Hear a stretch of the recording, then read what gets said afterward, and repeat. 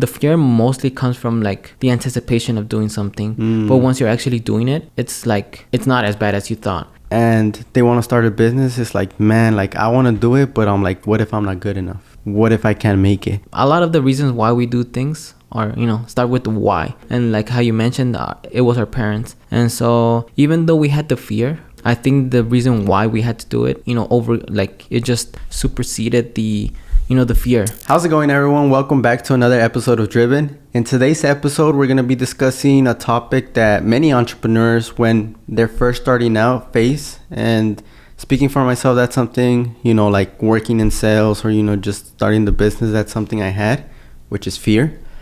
Or fear of doing something, fear of taking the lead, fear of going on a certain direction. And like I mentioned, like many entrepreneurs face that, me, myself included, when we used to work in sales, selling insurance.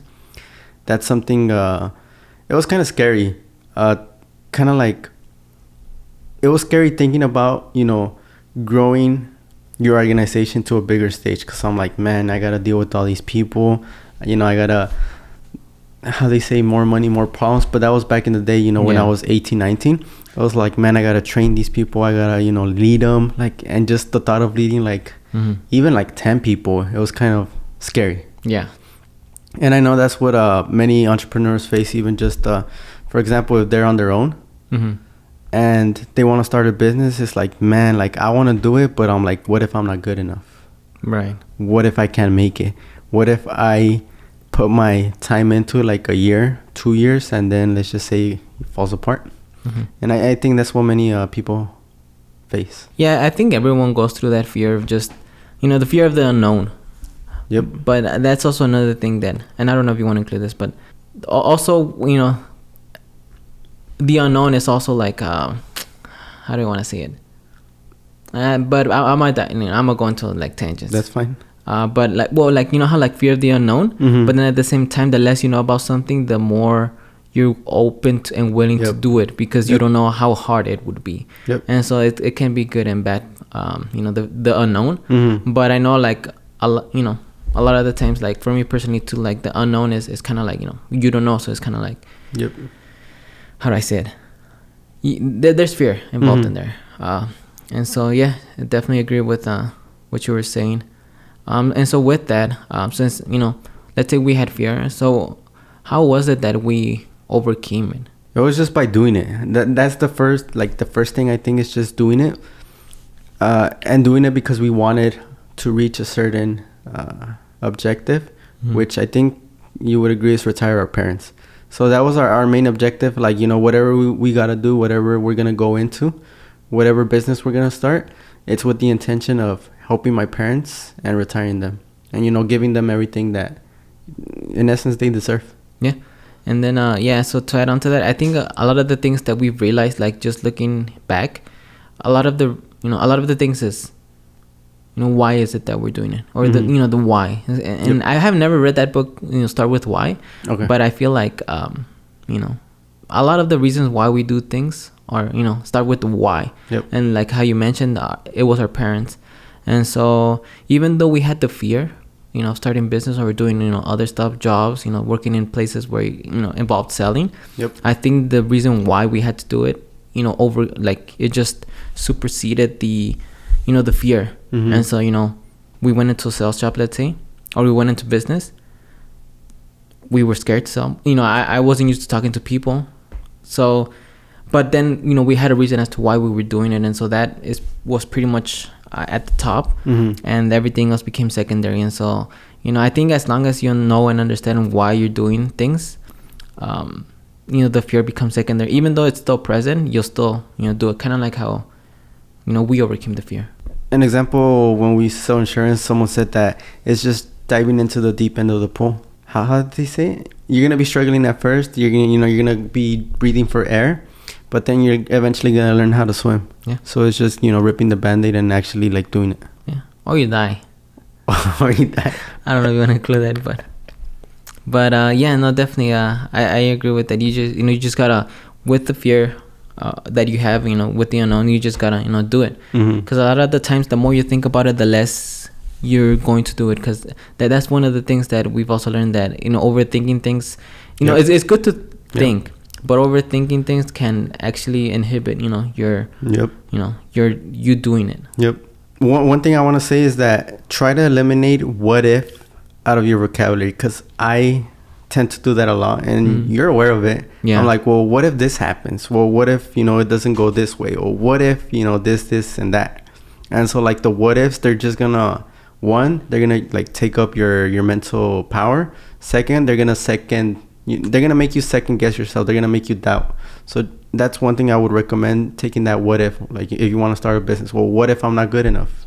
What if, I can't make it? What if, there's a lot of competition?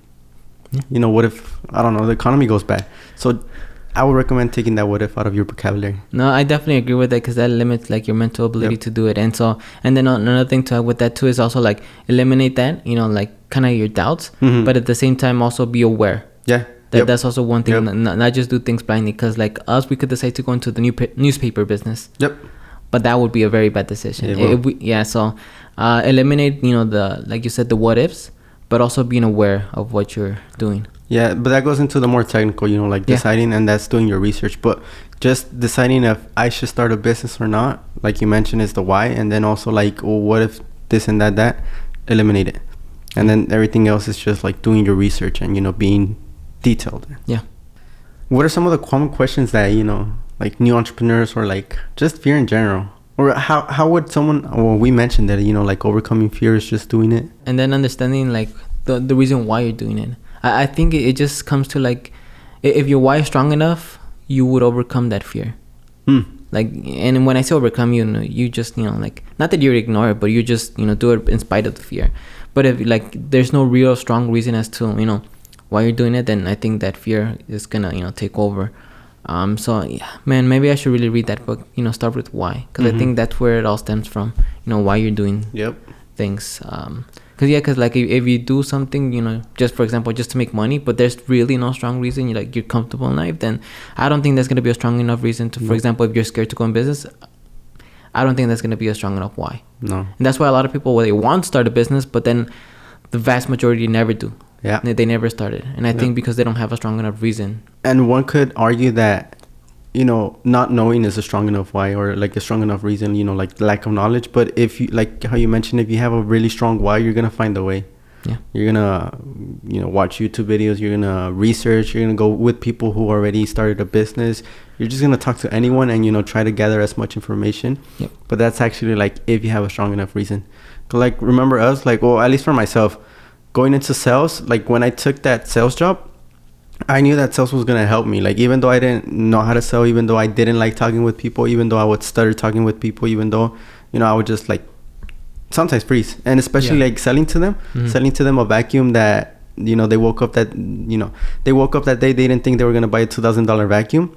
Like, my why was maybe sales can help me in the future, if I want to start something, if I want to start a business. So let me go ahead and do that to gain a skill and then eventually be able to do that. And then one thing I wanted to add is, as you were talking, like, it kind of just, you reminded me of like, the fear mostly comes from like the anticipation of doing something. But once you're actually doing it, it's like, it's not as bad as you thought. Yeah. Because there's several examples. Like, for example, one time where I had to talk in front of people, like a bunch of people, like it was more of the anticipation more than anything. Like, what if I mess up this? Yep. And then, like, a lot of thoughts were going through my head. But once I was actually doing it, it's like, I didn't think of it, but like looking back, it wasn't that hard.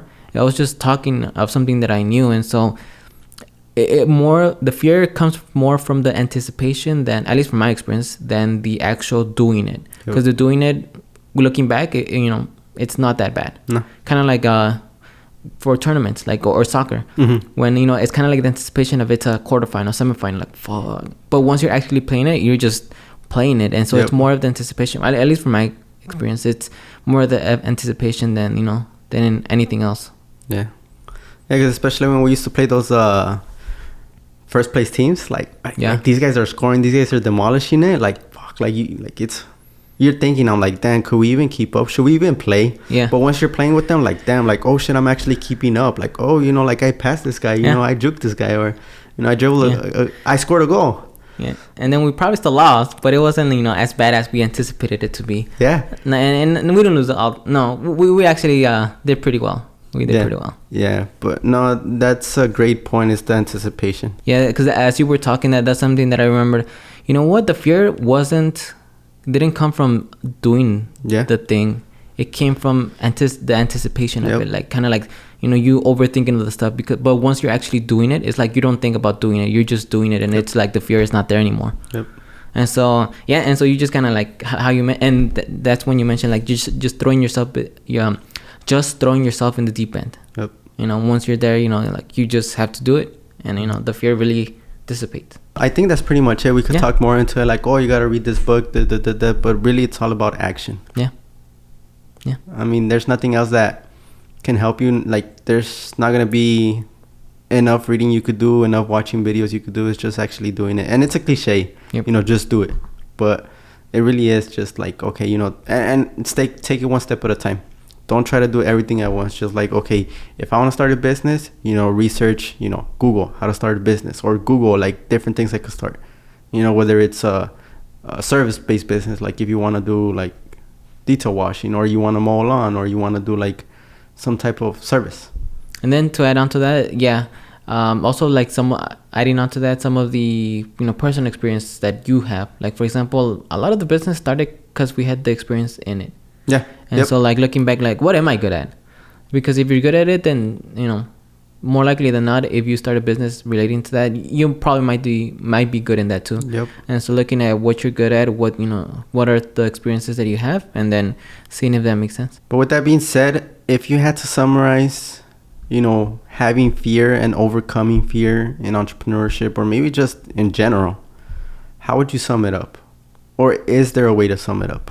Well, and this is just from my experience, because I feel like everyone is different. Fear is mostly, it comes from the anticipation of doing something. But once you're actually doing it, you know, the fear is not present. It's just more the anticipation of it. And then also, like, if you have a strong enough reason as to why you're doing a certain thing, then the fear, like, even though you have the anticipation, you're just still going to do it because you have to do it, you know. And so, at least from my experience, that's been it. And just to add something to the why, you know, and something you mentioned earlier, like, maybe you don't have a strong enough why. Like, if your why is to buy nice clothes, buy a fancy car, and, you know, just quote unquote flex, maybe you should find a stronger why. Because I don't think, like, I would go into business, I would do all this just to have nice clothes or just to have a nice car. But I would definitely do it all over again. And, you know, I would do a lot more again if it was my parents. Yeah. So definitely, like, maybe if you're still having a hard time getting into business because, you know, there's that fear, maybe look into a stronger why. Yeah. And it doesn't have to be like, for example, like, you know, like you have parents to take care of, or you have like, there's some things like, maybe you need to prove something to someone, you know, like maybe you need to prove yourself, you know, you've been like down upon and things like that. And if it's strong enough, if that's, you know, the reason why, you know, that's what pushes you, then use it. Because there's a lot of things that you can use to actually push you and motivate you. Yeah. You know, because that's also something that you said. Yeah, your why could just be you're just tired of, you know, living paycheck to paycheck, or, you know, working at a job. That was another reason why, you know, we decided to go into business. Like, our why was like, we really don't want to work for anyone else. Yep. And so it's just, it doesn't have to be, you know, like helping people, or, you know, like helping yourself. It's just maybe to prove things. All right, and with that, that's pretty much the conclusion. Thank you guys for watching. If you have any thoughts, comments, or questions, please make sure to comment down below, and we'll try to get to it. But with that being said, this has been another episode of Driven with Juan. And my name is Alexis. And we'll see you on the next one.